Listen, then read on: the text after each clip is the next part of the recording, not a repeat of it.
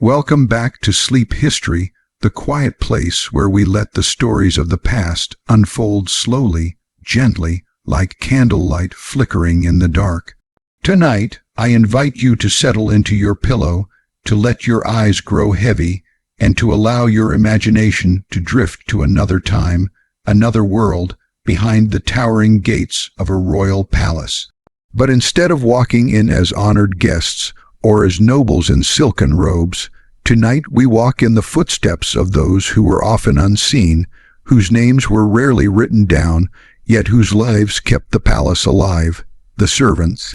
Close your eyes for a moment and picture a palace in your mind. Maybe it is vast, with marble steps that stretch out beneath you, or perhaps it is a towering fortress with high walls that guard it from the outside world. Inside, golden chandeliers hang like captured stars, reflecting light across mirrored walls. Music drifts faintly through long corridors, and the air carries the mingled scents of perfumes, wax candles, roasted meats, and polished wood.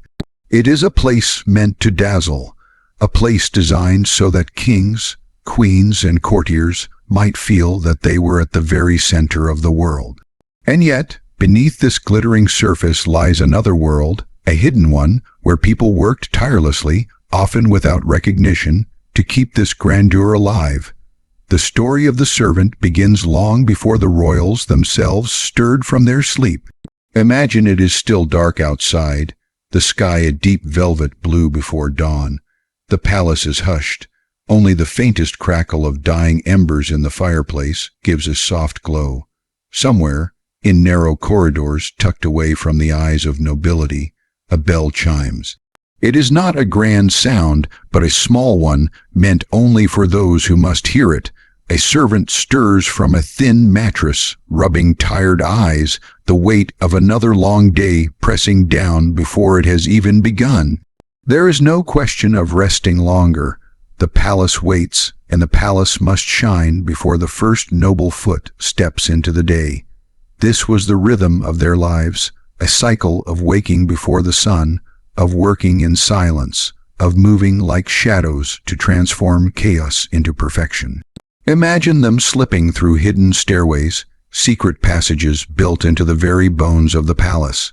These passages allowed them to pass unseen, carrying coal, fetching water, preparing fires. They did not enter through the great hall where kings and queens dined. They came instead through small doors, narrow steps, and hidden chambers, ensuring that the magic of royal grandeur was never broken by the sight of ordinary labor. Their footsteps were soft but constant. Fires must be stoked so the rooms would not greet the royals with chill. Floors must be swept, not only of dust, but of the traces of yesterday's feasts, crumbs, spilled wine, and candle drippings. Silverware needed to gleam as though it had never been touched, plates washed until they looked untouched by human hand. Curtains had to be drawn at the right moment, windows opened to let in morning light, and every cushion and piece of furniture arranged precisely as etiquette demanded. By the time the royals opened their eyes, the palace itself had already awakened, made perfect, made effortless by hands no one applauded. Think for a moment of the silence in which this work was done. The halls of palaces were not always filled with laughter or music. In the early hours they were quiet, echoing, cavernous spaces where even the soft scuff of a shoe could sound too loud.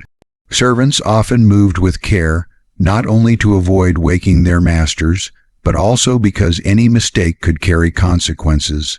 A spilled bucket, a broken plate, a fire that smoked instead of glowed, these were not small errors.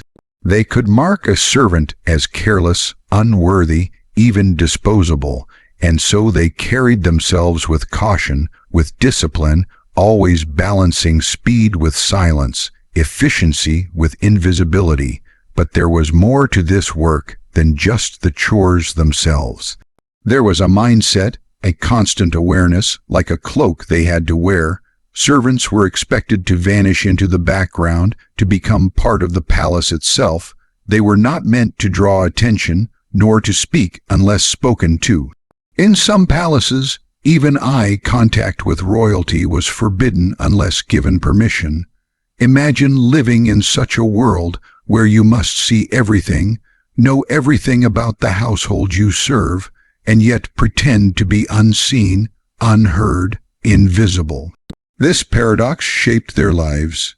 It was as though they belonged everywhere in the palace, but nowhere at the same time, and yet, for many, this life was the best path available. If you were born to a family of modest means, working in a royal household brought stability. It meant food each day, a roof over your head, and a steady wage, even if small. To serve in a palace was, in some ways, to be closer to the heart of power than most common folk would ever dream. You might not wear jewels, but you polished them. You might not dine on the feast, but you carried it into the hall, breathing in the aromas of roasted meats and exotic spices. You might not sit on the throne, but you brushed past it daily, a silent witness to history in the making. Picture, if you will, a young servant entering service for the first time. Perhaps he or she was no older than 14, or even younger. Their clothes were simple, their hands still soft, their eyes wide with awe at the splendor of their surroundings. Everything seemed enormous, the ceilings towering far above, the doors taller and heavier than anything they had known at home, the echo of their own footsteps bouncing off polished stone. They might feel small, insignificant, yet also chosen, for not every commoner would ever step beyond the palace gates. In that moment, they stood at the threshold of a life that would demand much and reward little, but still held a strange sense of belonging. Night after night, day after day, they would learn the rhythm of the palace. They would learn which bells signaled which duties, which corridors to avoid at certain hours, which nobles were quick to anger, and which ones were more forgiving. They would memorize the preferences of their masters, the way a king liked his boots polished, the way a queen liked her morning tea, the exact arrangement of flowers in a vase, the number of logs to be placed in a fireplace. Their work was not just about cleaning and caring. It was about precision, about anticipating needs before they were spoken, about erasing any hint of imperfection so that the palace would seem to run as though by magic. And as they moved through this world, they bore witness to scenes few others would ever see. Imagine standing in a hallway just outside the grand chamber, holding a tray of wine while voices argued within. You could not speak, could not react, but you heard every word. Imagine delivering letters to a chamberlain and glimpsing a queen weeping, her crown set aside, her humanity hidden from the world, but not from you. Imagine walking through the banquet hall after the feast, the floor still sticky with wine, the tables strewn with bones and broken crusts, the echo of laughter still lingering in the air. These were the secret moments of palace life, moments that the world beyond the gates would never know.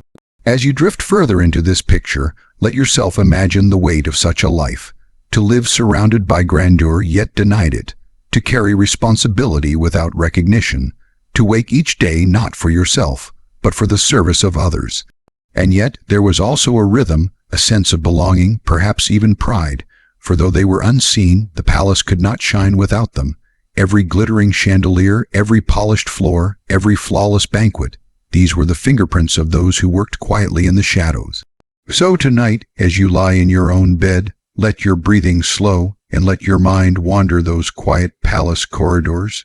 Imagine the soft glow of candlelight flickering across tapestries, the sound of footsteps padding softly on polished floors, the faint scent of beeswax and wood smoke. See the palace not only as a place of kings and queens, but as a living machine, kept alive by countless hands that history rarely remembers. Their lives were woven into the very fabric of these places, hidden yet essential, fleeting yet enduring in the echoes of the past. And as the story unfolds in the chapters to come, we will step deeper into their routines, their hardships, and their hidden dignity. But for now, allow yourself to rest in this moment, in this hushed vision of a palace before dawn, where the first sparks of life are not the voices of kings, but the quiet, tireless labor of servants who, though unseen, shape the world within those golden walls. Soften your thoughts, breathe gently, and let the palace grow dim, its halls fading like a dream. Tonight, we have only begun the journey. There is more to see, more to imagine, but for now, rest here in the silence, where history whispers softly, and the footsteps of the past echo like lullabies in the dark. The day for a servant in a royal palace did not begin when the sun rose, nor when the bells of the chapel called the faithful to prayer. It began long before the first streaks of dawn touched the horizon, long before the nobles turned in their beds, long before the city outside the palace gates stirred with carts and voices. The servants were already awake, already moving, already at work. Their world began in darkness, in silence, in the cold stone chambers tucked deep within the palace walls. Imagine, for a moment, the earliest breath of morning, when the stars were still visible and the air was heavy with the chill of night. Somewhere, in those hidden servant quarters, the first footsteps echoed. A hand groped in the darkness for a candle, a match was struck, and a small flame flickered, illuminating weary eyes and tired faces. These were people who often had little more than a few hours of rest before the palace demanded their presence again. For many, sleep came on narrow straw mattresses, squeezed into shared rooms with little air and no privacy. And yet, no complaint could be voiced, for duty pressed on them like the very stone of the walls around them. Their first task was often the fire. Without warmth, the grand chambers above would be unbearably cold in the early morning hours. Servants rose quietly, gathering wood, coal, or peat, moving with soft steps along hidden stairways, carrying the heavy fuel through the narrow passages that ran unseen behind the palace walls. These were the secret arteries of the palace, the passageways no royal foot ever touched, built for the invisible workers who kept the palace alive. Through these corridors, servants slipped silently, their arms full of burdens, their breath visible in the chill. By the time the nobles opened their eyes, the fireplaces would already be crackling with light and warmth, as if by magic. But the fires were only the beginning. Every room, every corridor, every chamber had to be brought to order.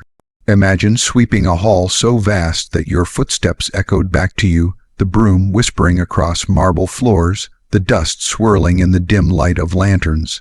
Imagine polishing tables and chairs so that no trace of yesterday's meals, no sign of wear or use, would remain.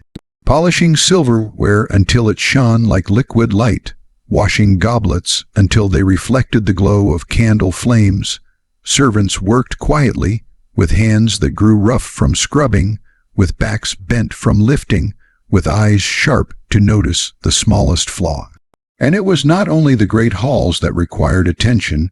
Chambers of the royals themselves had to be prepared with the utmost care. Beds had to be smoothed and arranged, sheets shaken and laid perfectly, curtains drawn back to allow the first light to fall just so upon the floor. Clothes had to be set out, boots cleaned and placed precisely where they were expected. The smallest oversight could bring sharp rebuke. To leave a wrinkle in a garment, to forget a piece of jewelry, to set a cup in the wrong place, these were not small errors. They could be marks of failure, reminders that a servant must always be vigilant, always precise. The kitchens, too, came alive before dawn. Fires roared in the great hearths, pots clattered, knives struck against wood as meat was prepared, bread kneaded, and fruit sliced. The smells of smoke, fresh dough, and roasting meat began to drift through the hidden passages. Cooks and scullions worked in a blur of motion, their tasks endless.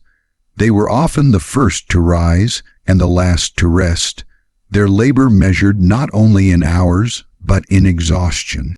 For the royal household did not merely eat, it dined in spectacle.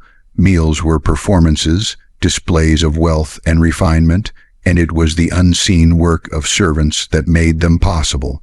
Outside the kitchens, laundresses worked tirelessly, hauling great tubs of water, scrubbing garments by hand until their fingers ached.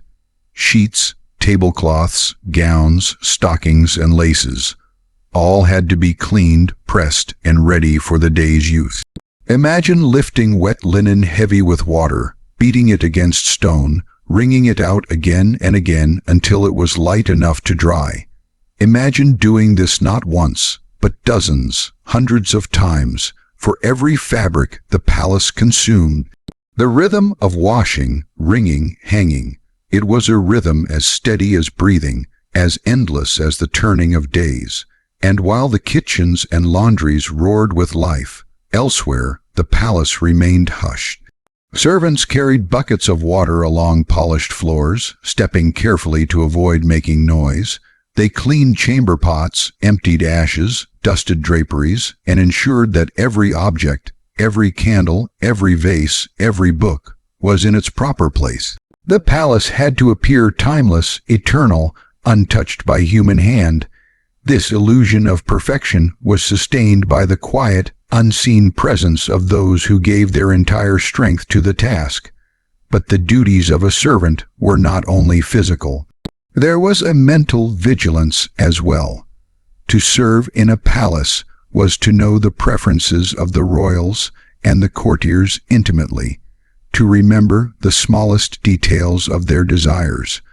One noble might prefer his boots polished until he could see his reflection. Another might demand his breakfast at a precise hour with a precise arrangement of dishes. A queen might favor a certain flower by her bedside, a king a certain wine at his table. These were not requests, they were laws in miniature, rules by which a servant's worth was measured. And so, in the early hours of the day, the servants moved through their duties with both body and mind engaged, alert to every detail, conscious that they were not simply cleaning and carrying, but creating the stage upon which the great drama of royal life would unfold. Consider for a moment the weight of silence they carried. Unlike the chatter and laughter of the court, the world of servants demanded quiet. They spoke little, moved carefully, avoided drawing attention.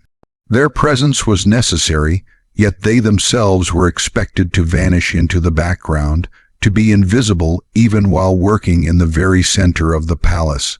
There was a discipline in this invisibility, a constant awareness of one's place, a humility enforced not by choice but by necessity. By the time the nobles stirred, stretching beneath fine sheets, ringing for their attendants, the palace was already alive. Fires burned in every hearth, the floors gleamed, the air smelled fresh and clean. Water was ready for washing, clothes laid out for dressing, food prepared for eating. The nobles awoke to a world that seemed effortless, a world of comfort and beauty, unaware, or perhaps unwilling to remember, that it had been built by hours of labor in the darkness of morning. This was the daily rhythm for the servants of the palace. It was a rhythm of repetition, of rising before the sun, of laboring until exhaustion, of vanishing before the gaze of those they served. It was not a life of leisure, nor of recognition. Yet within it there was a strange kind of pride, for though their names were not remembered, their work endured. The gleam of polished silver, the warmth of roaring fires, the beauty of flawless halls, these were their signatures, written invisibly across the palace for all to see. As you picture this in your mind, let yourself drift deeper into the silence of those early hours.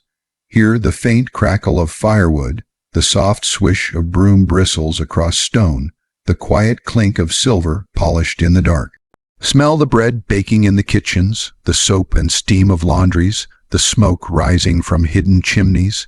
See the figures moving quietly through the halls, carrying water, carrying wood, carrying the weight of a palace upon their shoulders. These were the unseen hours of palace life, the foundation upon which the day of kings and queens was built. And so, as you drift further into rest, let the rhythm of their labor become the rhythm of your breathing. Slow, steady, endless, the palace wakes in silence, and so may you drift to sleep, carried by the unseen hands of history, into dreams where the past unfolds gently, quietly, like the dawn breaking over a world that has always depended on the labor of the invisible. Life inside a royal palace was not simply about grandeur or luxury. It was also about structure, order, and discipline. The palace was not just a home for kings and queens. It was a world within itself, with its own rules, its own expectations, and most importantly, its own hierarchy. Just as the royals were divided by rank, so too were the servants, and this invisible ladder shaped every aspect of their lives. To understand the life of a servant in a palace, we must understand this hierarchy because it determined everything: where one slept, what one ate, the kind of work one performed, and even how one was spoken to by others. Imagine walking into this hidden society. At the very top of the servant hierarchy stood those who served closest to the monarch and the royal family. These were not ordinary workers. They were chamberlains, valets, ladies in waiting, and personal attendants. They lived in a strange space, somewhere between servitude and privilege. Their duties placed them at the heart of royal life, giving them access to the king or queen in ways that even high nobles sometimes did not enjoy. They dressed the monarch, arranged their clothing, prepared their rooms, and attended to their most private moments. To be trusted in this way was no small matter. It required loyalty, discretion, and the ability to fade into the background while still being present for every whispered secret, every sigh, every moment of vulnerability. Imagine a lady in waiting brushing out the queen's hair in the quiet of the evening. The queen might speak softly, sharing her thoughts, her worries, perhaps even her loneliness. The lady in waiting would listen, respond when appropriate, but always know her place. She was not a friend, not truly, yet she was closer than most others could ever hope to be. In this closeness lay both privilege and danger. Privilege, because she shared the queen's private world. Danger, because the queen's displeasure could end her career in an instant. Just below this upper tier of servants were the butlers and housekeepers, who managed the household with quiet authority. The butler controlled the wine cellar, the keys to the cupboards, the arrangement of meals. His role was not simply to pour drinks, but to oversee the flow of the household's wealth. He knew what came in, what went out, and he guarded it with care. The housekeeper, meanwhile, directed the work of maids and cleaners, ensuring that every chamber was spotless, every bed properly arranged, every object in its rightful place. These figures were like generals of an invisible army, orchestrating labor without ever being the stars of the palace's show. Beneath them were the cooks, the scullions, the footmen, and the maids. Each had their own place in the hierarchy. Footmen, for example, were often chosen for their appearance. Tall, strong, handsome men in livery, they stood behind chairs at banquets, carried dishes to and from the kitchens, and opened doors with practiced grace. They were visible to the nobles, unlike many other servants, but they were still not free. Their beauty and their uniforms were part of the display of royal magnificence. They existed not as individuals, but as symbols of order, of refinement, of control. The cooks lived in the roaring heart of the palace kitchens, where fires burned hot and the air was heavy with steam and smoke. The head cook held authority, overseeing assistants and apprentices, giving orders in sharp tones as meals were prepared for hundreds. A mistake in the kitchen could mean embarrassment at a royal table, and embarrassment could mean dismissal. Food was not merely food in a palace. It was a performance, and the cooks were its hidden performers. Further down the ladder were those who labored in the laundries, the sculleries, and the stables. The laundresses worked endlessly, their hands raw from soap and water, their backs bent from carrying loads of linens. The scullions, often young boys or girls, scrubbed pots blackened with soot, scoured floors, and fetched whatever the cooks demanded. Stable hands cleaned stalls, groomed horses, and ensured that the royal carriages were ready at all times. These were the lowest ranks, often filled by the youngest or the poorest, those with no connections to raise them higher. For them, the palace was a place of constant toil with little chance of rising above their station. Yet even here, in the lowest rungs, the hierarchy pressed upon them. They addressed those above them with respect, followed orders without question, and knew that their role, however humble, was still part of the larger machine. The palace was built not only of stone and gold, but of this invisible structure, this chain of service that bound everyone to their place. This hierarchy was not merely practical, it was also symbolic. It reflected the larger order of society, the belief that everyone had a place, and that order depended on each person staying within their role. Just as the king ruled the nobles ruled the servants, and the senior servants ruled those beneath them. It was a miniature reflection of the kingdom itself, contained within the palace walls. But life within this hierarchy was not without its opportunities. A footman who served with distinction might rise to be a butler. A laundress with skill and persistence might be noticed and promoted to higher domestic duties. A young boy working as a scullion might, through loyalty and endurance, gain the trust of a master and rise to a position of authority. These chances were rare, but they existed, and they offered hope to those willing to endure the long years of labor and humility. The hierarchy also created rivalries, jealousies, and alliances. Servants competed for the favor of their masters, for the chance to rise higher, for the rare privileges that came with trusted positions. A personal valet might whisper against a rival, a lady in waiting might seek to outshine her companions. A cook might strive to prove his dishes superior. These rivalries were rarely open, for servants could not afford open defiance, but they simmered beneath the surface, shaping the invisible politics of the servant world. And yet, despite the rivalries, there was also solidarity. Servants shared cramped quarters, shared meals, shared exhaustion. They whispered together in the kitchens, laughed together in the laundries, comforted each other after scoldings or punishments. They formed a kind of hidden family, bound not by choice but by shared experience. In the evenings, when the palace grew quiet and the nobles withdrew, servants gathered in their quarters to eat, to rest, to talk in hushed tones. In these moments, stripped of uniforms and duties, they were not ranks on a ladder, but human beings, weary and longing for simple joys. It is important to imagine how this hierarchy felt from within.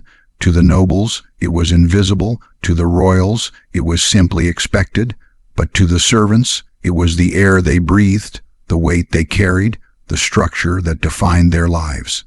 To wake each day and know exactly who stood above you and who stood below you. To know the gestures and words that marked respect. To live constantly aware of your place. This was the invisible discipline of palace life. And yet, within this structure, servants carved out small spaces of pride. A footman might stand straighter, proud of his livery. A laundress might take satisfaction in a perfectly cleaned garment. A cook might smile at the sight of nobles praising a meal, knowing that his unseen labor had brought delight. Even in the lowest ranks, there was dignity in work well done, a quiet pride that could not be taken away. So when we think of the life of a servant in a royal palace, we must see not only the labor, but also the order that shaped it. The palace was not chaos.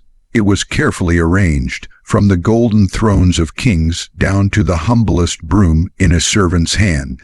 And it was this hierarchy, this invisible ladder, that made it possible for the palace to function at all. As you drift deeper into rest, let this image linger in your mind, the palace as a living hierarchy, each person a part of its structure, each role essential in its own way. From the chamberlains whispering in the king's ear, to the laundresses scrubbing linens in the dim light, all were threads in the fabric of the palace. Without them, the palace could not shine.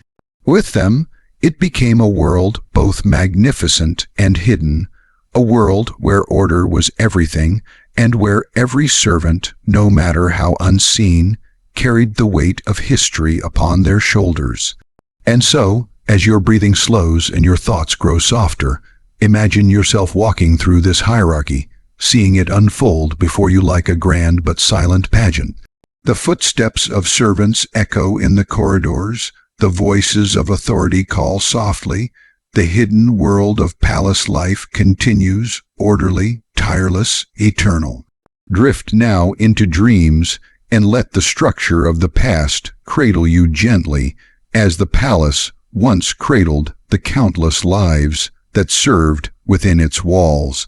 Though the palace sparkled with gold and grandeur, though its walls rose high with power and promise, life behind those walls was not the same for everyone.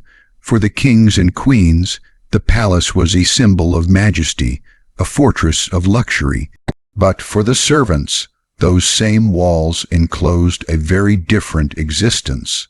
To understand their lives, we must step away from the glittering halls and into the hidden spaces, the narrow stairways, the cramped chambers where the real pulse of the palace beat quietly, unseen. Imagine walking through a palace as a guest. You would see soaring ceilings, chandeliers dripping with crystal, long corridors lined with paintings, banquet halls filled with laughter and music. Every corner would gleam, every detail carefully arranged to impress you. But now imagine stepping through a side door, one not meant for noble eyes. You find yourself in a narrow hallway, the ceilings low, the air colder, the light dim. Here, the walls are bare, the floors simple. This is the world of the servants, a world hidden within the palace, a world where beauty and grandeur gave way to necessity and survival. Servants' quarters were often small and crowded, tucked away into corners of the palace, pressed into attic spaces, or built beneath the floors where the nobles lived. The rooms were plain, with walls of stone or wood, bare of decoration. Furniture was simple, a straw mattress, a wooden stool, perhaps a small chest for belongings. Privacy was rare. Many servants shared their space with others, sleeping side by side, their possessions kept close because there was no space for more. The air was heavy with the smell of smoke, of sweat, of damp cloth. In winter, the cold seeped through the walls, chilling their bones. In summer, the air grew stifling, thick with heat and breath. And yet, despite the hardships, these rooms were their only refuge. Here, after long hours of labor, they could lay down their weary bodies, share whispers with one another, and find a brief escape from the demands of the palace above. The palace might have been a place of splendor for its rulers, but for its workers, it was also a place of exhaustion, where every day consumed their strength, and every night gave only enough rest to begin again at dawn. Meals for the servants were not feasts. They did not dine at long tables laden with roasted meats, sugared fruits, and wines poured from crystal goblets. Instead, they ate simple fare, often the leftovers from the nobles' meals. Bread, cheese, stews made from scraps, watered-down ale. On fortunate days, there might be bits of roasted meat or fruit that had not been touched. On leaner days, the food was coarse, filling but not fine. They ate not in great halls, but in kitchens or shared quarters, seated on benches, bowls in hand. These meals were not moments of spectacle, but of necessity, quick respites before returning to the endless cycle of tasks. The contrast between their lives and those of the royals was stark. Above them, chandeliers shone with light, music filled the halls, and nobles danced in gowns of silk and velvet. Below, servants worked in shadows, their hands raw, their clothes plain, their world reduced to survival and duty. And yet they walked daily through the same palace, brushed shoulders with luxury, carried objects of priceless worth. They were surrounded by riches they could never claim, by beauty they could never own. This nearness to grandeur brought with it a strange mixture of emotions. For some servants, it was a source of pride. To be part of the great palace, to serve in a household that ruled nations, to witness events that shaped history, these were honors not available to most common people. Even if their names would never be remembered, they felt that they were part of something greater than themselves. For others, though, this nearness was a source of pain. To live surrounded by splendor yet be denied it, to carry food you would never taste, to polish jewels you would never wear, to sleep in cold rooms while kings rested on feather beds, it was a reminder of distance, of separation, of the unbridgeable gap between their lives and the lives of those they served. The palace, in its glittering majesty, was also a place of shadows, and those shadows were where the servants lived. But life behind the walls was not only hardship. There were moments of laughter, of friendship, of humanity. Servants shared stories with one another, told jokes in the kitchens, sang while working, whispered secrets in the dark. They found comfort in small rituals, the warmth of a shared meal, the kindness of a fellow worker, the rare chance to rest together in the quiet hours. In these small acts, they created a kind of family, bound not by blood, but by shared toil. Children sometimes lived among them, sent into service at young ages. For them, the palace was a place of wonder and terror. They ran errands, fetched water, scrubbed floors, learning the rhythm of palace life before they were old enough to fully understand it. Some grew hardened by this life, their childhood consumed by labor. Others found ways to keep a spark of play alive, sneaking laughter into their work, making games out of chores. There was also danger behind the walls. Fires, born from the many hearths and candles, could spread quickly through the palace. Servants were often the first to fight the flames, carrying buckets of water, smothering sparks with cloth, risking their lives to protect the building they called both home and prison. Illness, too, was common in the crowded quarters. A cough could spread swiftly, a fever could take hold, and without the care afforded to the nobles, many servants lived with constant risk of sickness. Yet even in hardship there was resilience. They endured because they had no choice, but also because endurance itself became a kind of strength. They found ways to carry on, to take pride in their work, to carve out small joys within the narrow confines of their world, to walk through the hidden passages, to know the palace's secrets, to be part of its heartbeat. These were things that gave meaning to their days. And sometimes the walls themselves seemed to hold stories of those lives, the worn steps of a servant's staircase, smoothed by countless feet, the marks on a kitchen table, cut by knives and stained by years of meals, the grooves in the handles of tools, shaped by endless labor. These were the silent traces of servant lives, etched into the fabric of the palace itself, invisible to the nobles, but enduring in stone and wood. When the day's work ended, often late into the night, servants returned to their quarters. They shed the weight of duty, removed the aprons, the uniforms, the soot from their faces. In the dim light, they spoke softly, voices carrying the echoes of the day.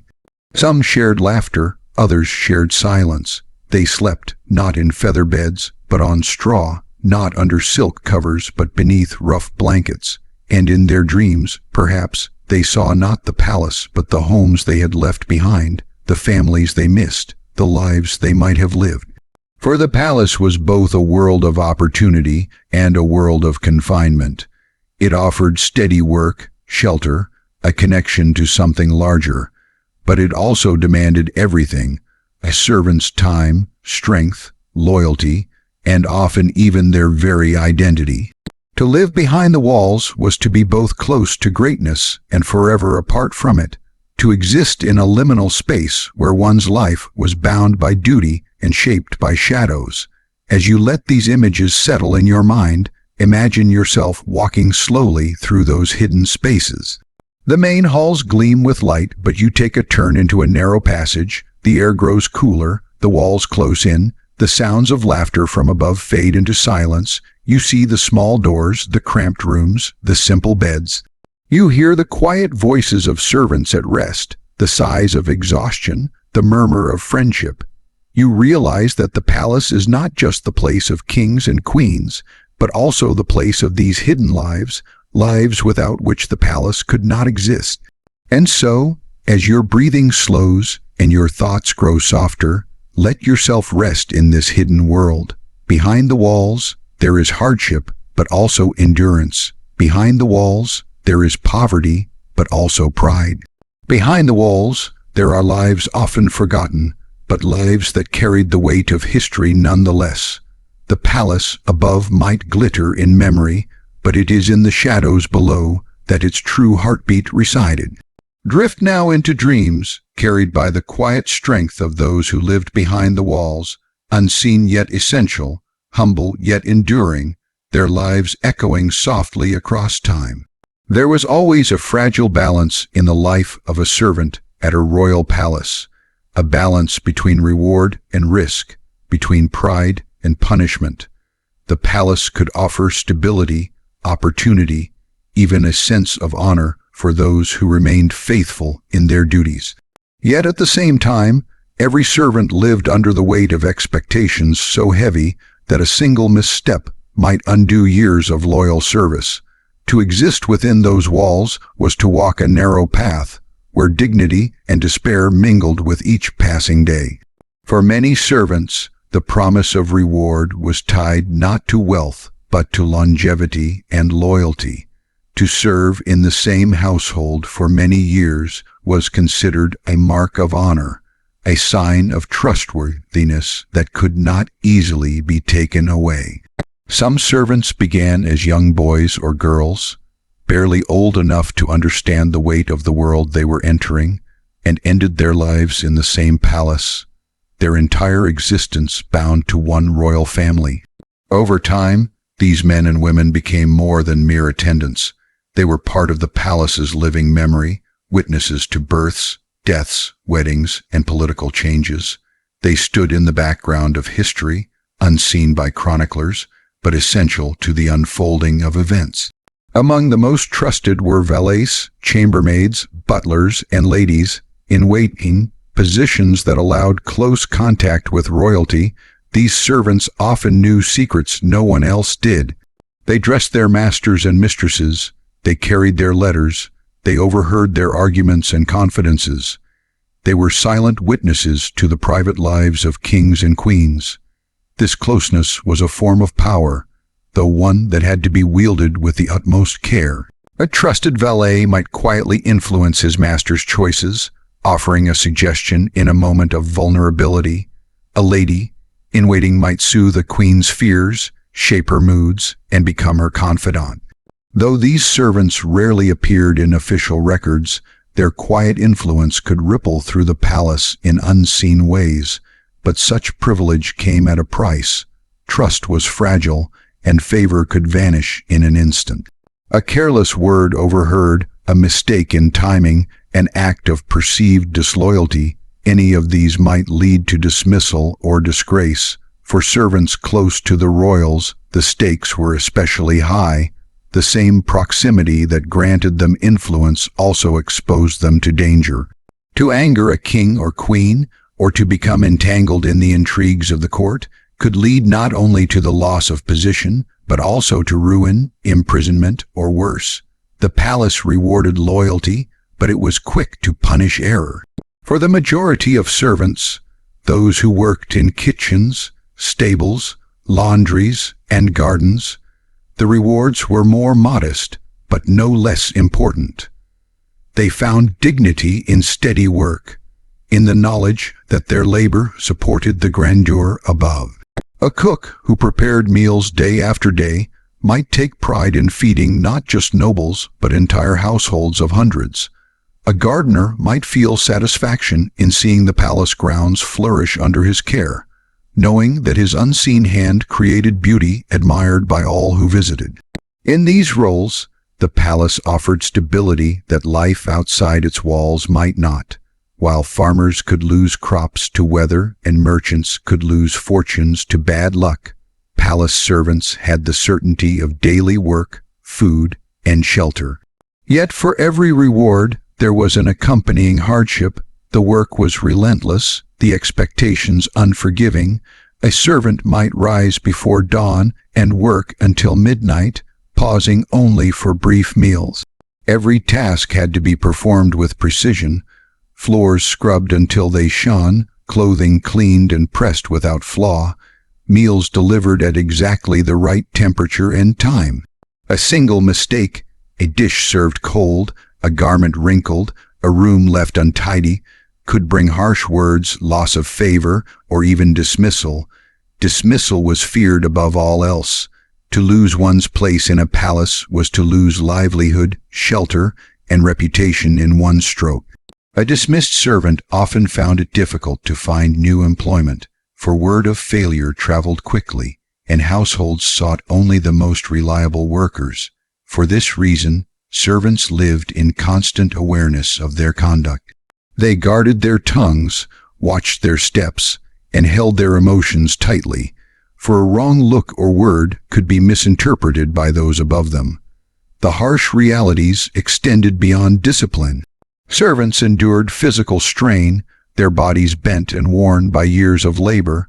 They carried heavy loads, scrubbed on hands and knees, stood for hours on end.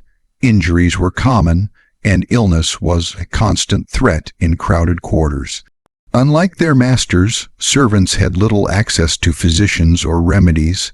They often relied on each other for care, using simple herbs or homemade salves. Many lived shortened lives, their strength consumed by the demands of service. And yet, for all this, there were moments of triumph and recognition.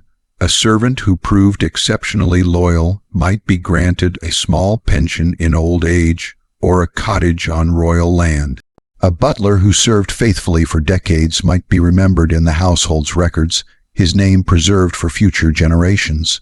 These were rare rewards, but they carried immense meaning. They signaled that the unseen labor of a lifetime had not gone unnoticed, that the invisible hand which upheld the palace was finally acknowledged. There was also a subtler kind of reward, the sense of belonging to a world larger than oneself. Servants were part of the machinery of history, even if they remained unnamed. They were present at coronations. They stood silently during royal ceremonies. They prepared feasts for visiting dignitaries. They were the ones who kept the palace alive, who ensured that the grandeur of monarchy could continue uninterrupted. For some, this was enough. To be part of something enduring, to contribute to a legacy greater than their own, gave meaning to the endless toil. The palace, however, was never free of danger. Political tensions often spilled over into its walls. Servants might find themselves caught in the currents of intrigue, unwittingly entangled in plots they barely understood. A misplaced letter, a rumor overheard, a task performed for the wrong master could suddenly place them in jeopardy. Some servants became pawns in games of power, their loyalty tested by competing factions. The risks of misalignment were severe: exile, imprisonment, even death. Even so, most carried on quietly, focusing on their duties, seeking safety and obedience. They learned to blend into the background, to become invisible, to move silently so as not to draw unwanted attention. This invisibility was itself both a hardship and a kind of shield. They were unseen in times of glory, unrecognized in moments of triumph, but they were also less likely to be swept into the dangers of politics. To survive in a palace was to perfect the art of being present yet unnoticed, essential yet invisible. And still, amidst all these struggles, human hearts sought light. Servants found joy in companionship, in the friendships formed over shared labor. In kitchens and laundries, in stables and gardens, laughter sometimes rang out, soft but sincere. They told stories, they whispered gossip, they sang songs while they worked. These small acts of humanity gave them strength, reminding them that even in the harshest conditions, life still held warmth and connection. Over time, the duality of palace life, the rewards and the hardships, shaped servants into people of resilience. They learned patience, endurance, discretion. They carried dignity in their labor, even when that labor was overlooked. They found meaning in service, even when service demanded everything from them. And though history rarely records their names, the very existence of palaces, their beauty and grandeur, was built upon the backs of these forgotten lives. So when we ask what rewards they gained, we must look beyond gold or recognition. Their reward was the endurance of their spirit, the quiet strength of lives lived faithfully in the shadows. Their reality was hardship, but their legacy was the heartbeat of the palace itself, a heartbeat that carried through centuries, sustaining the grandeur of kings and queens. Without them, the palace could not have stood as it did. Their stories remind us that behind every shimmering surface lies the labor of unseen hands, and behind every throne lies the devotion of those who served it tirelessly. And so, as we linger on their lives, let us imagine those hands, the hands that carried, cleaned, cooked, and cared. Let us imagine the pride they felt in small victories, the fear they bore in constant vigilance, the exhaustion they carried in silence.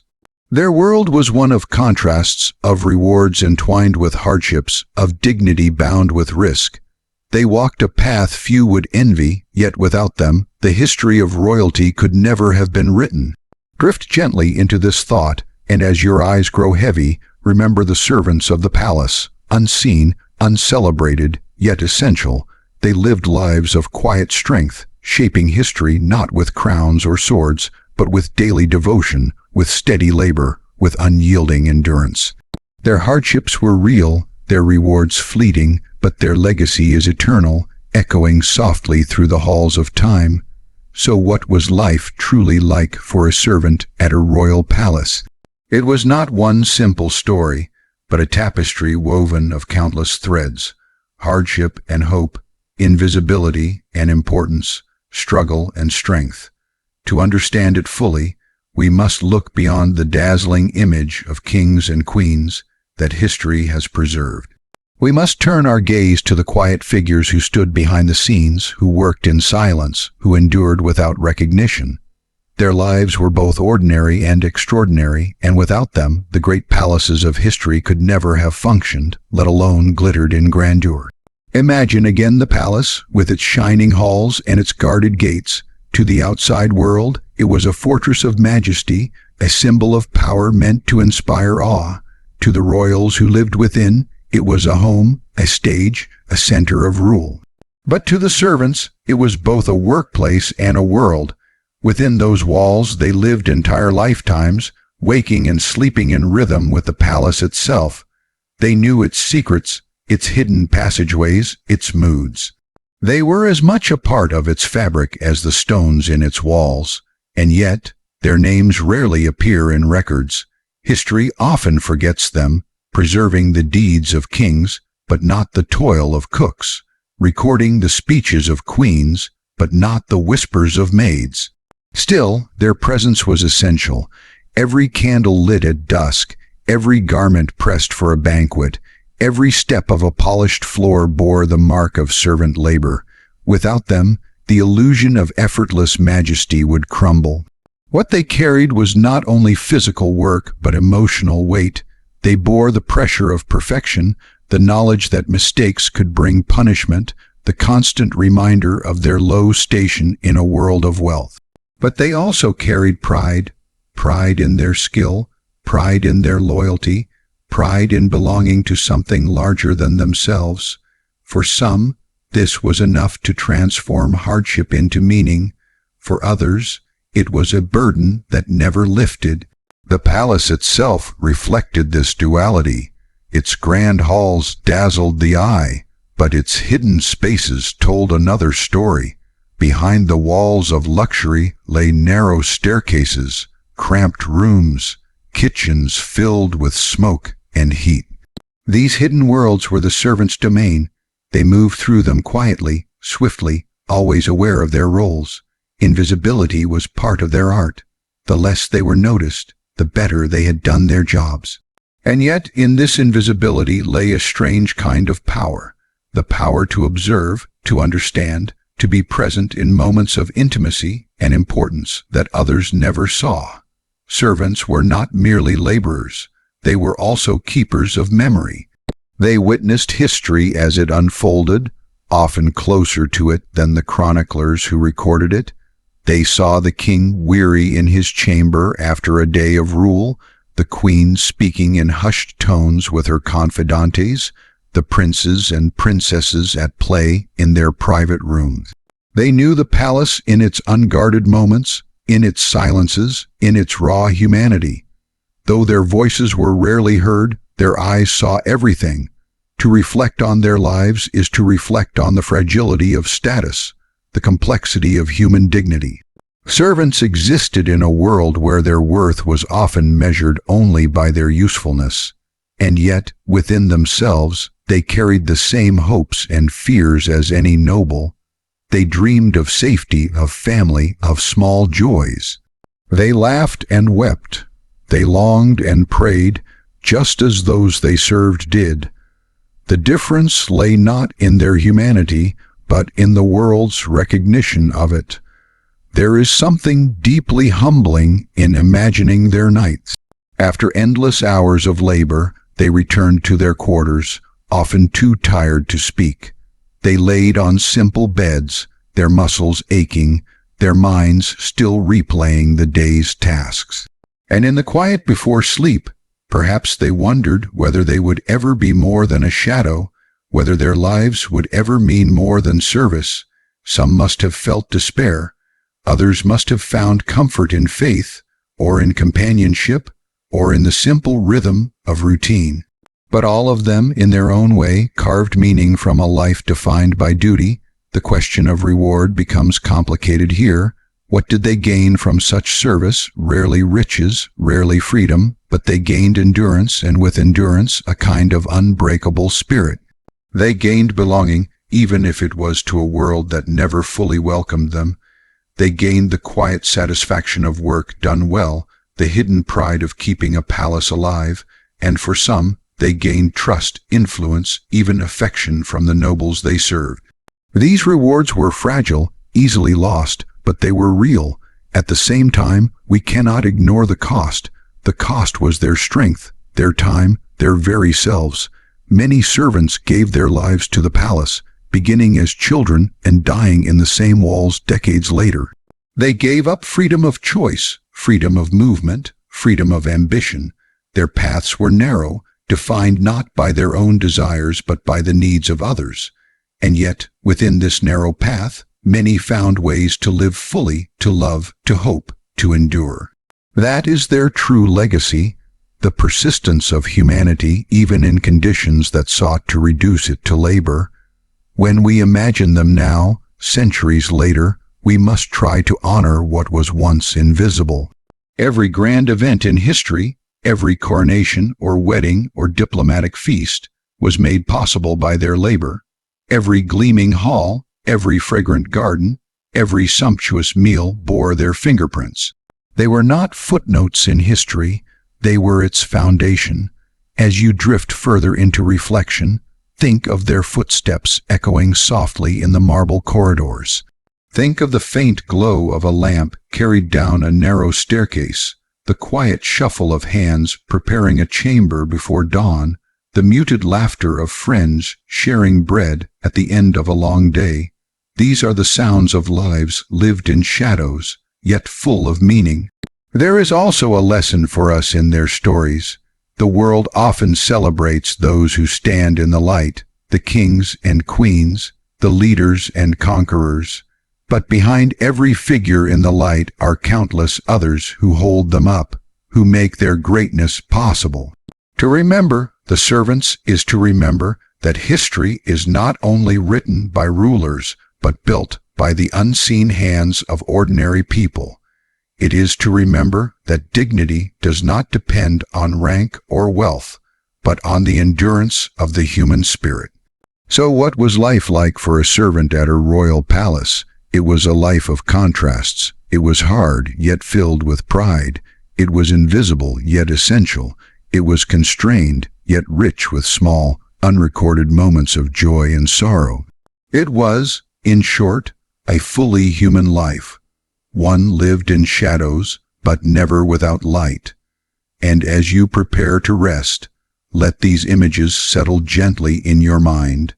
Imagine the palace at night, its halls silent, its lights dimmed.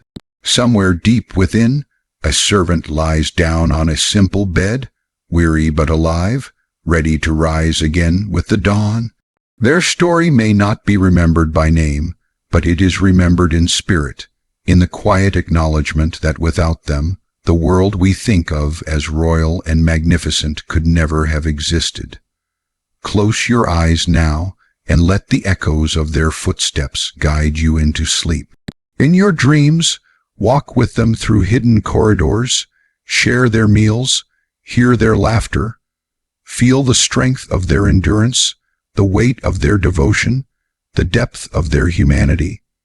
They lived in shadows, but tonight, in your imagination, they live again in light.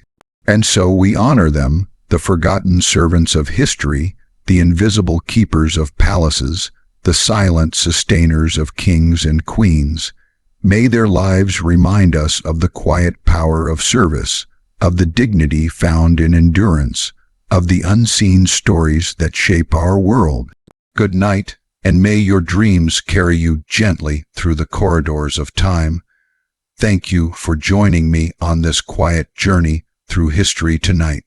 If you enjoyed this story and would like to hear more gentle explorations of the past, I invite you to like this video, share it with someone who might also find comfort in it, and subscribe to the channel for more sleep history tales. Your support helps keep these stories alive and brings peace to even more restless nights. Sweet dreams, and until next time, good night.